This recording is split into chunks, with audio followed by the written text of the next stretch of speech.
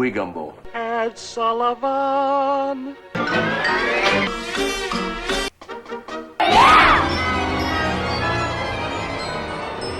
This movie is insane.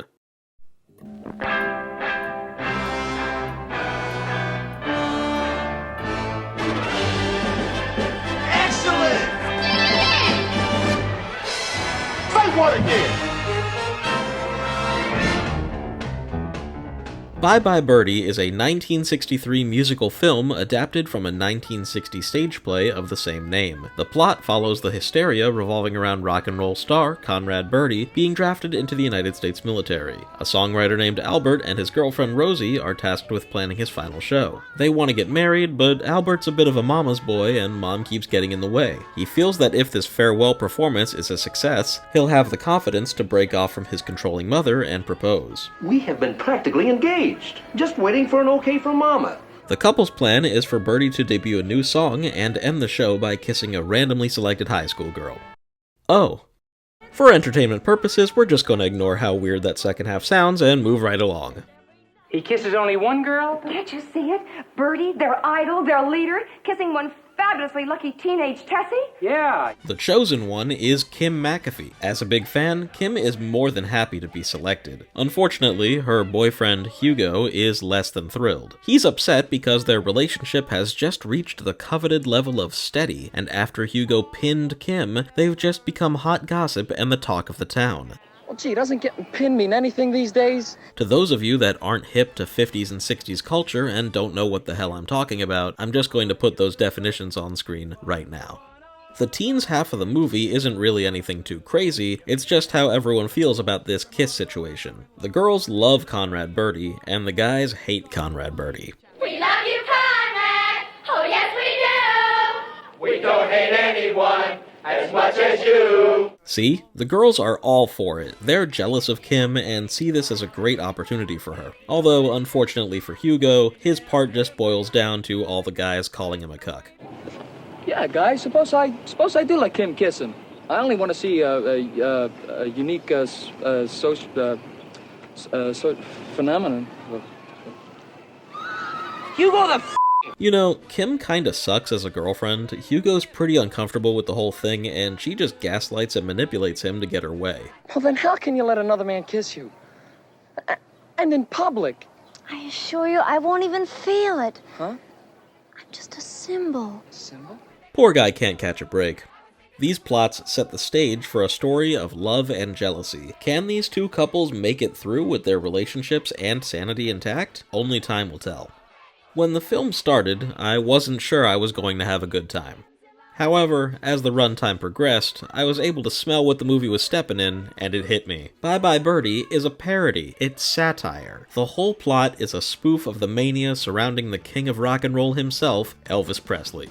Elvis was also drafted into the army, putting his career on hold for about 2 years. The news of his departure would cause mass hysteria from his legion of fans. In Bye Bye Birdie, Conrad Birdie is a direct parody of Elvis himself, and by the time he shows up, things start getting wild. He enters on a motorcycle and struts around for a bit before singing a song that makes all the women faint.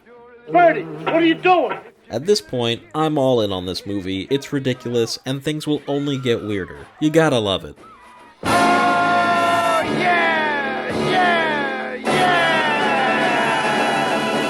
Yeah! Conrad Birdie is hilarious. He's supposed to be this cool dude all the kids love, but he's just the worst. Baby,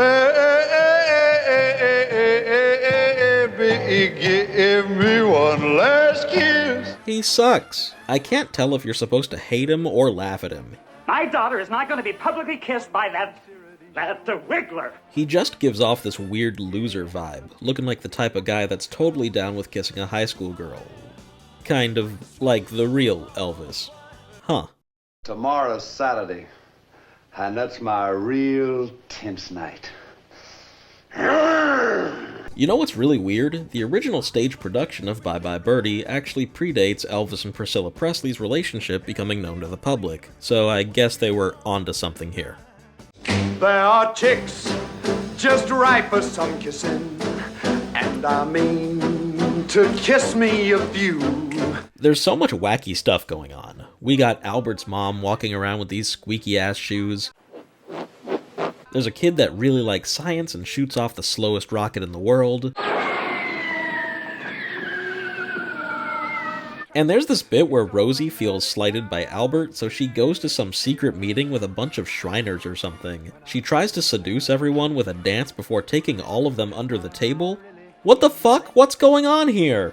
Oh, let's not forget that Albert is also a chemist. He saves the day by giving an orchestra conductor meth. Yeah, no kidding. He uses a chemistry set to create a little white substance that makes those who take it speed up considerably.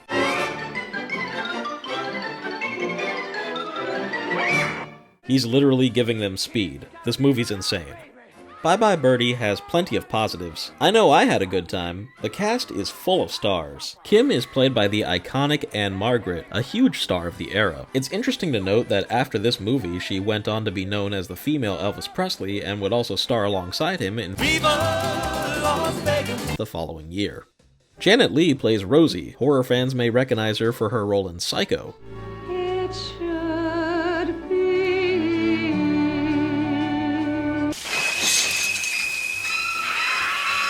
She's certainly got range. Dick Van Dyke makes his feature film debut as Albert and is just as classic and wholesome as you'd expect. You never saw me in pajamas before. Disappointed? He actually starred in the original stage production of Bye Bye Birdie, and would become known for other classic musicals like Mary Poppins and Chitty Chitty Bang Bang. In this movie, his main song is Put on a Happy Face, which is very iconic and you've certainly heard it before. I had no idea it was from this. The other songs are all pretty catchy. They may not be the best, but they're certainly fun sequences. A lot of the song scenes really do feel like a stage play, going back to the movie's roots with set pieces to match. Bye Bye Birdie is a lot of fun to watch. It's kind of hilarious, with a lot of great clips to be taken out of context. Suicide is for cowards. I respect you, Papa. I don't want your respect. It's dated, but in the funniest way, acting as a time capsule taking you back to the American youth culture of the 50s and 60s. Even one of the most important public figures of the time, Ed Sullivan, Ed, I love you. shows up as himself. Rosie, it is yes. With all the things happening in this film, Bye Bye Birdie is a wild ride. Definitely check it out if you feel like stepping back to the early days of rock and roll hysteria. Give me one leg.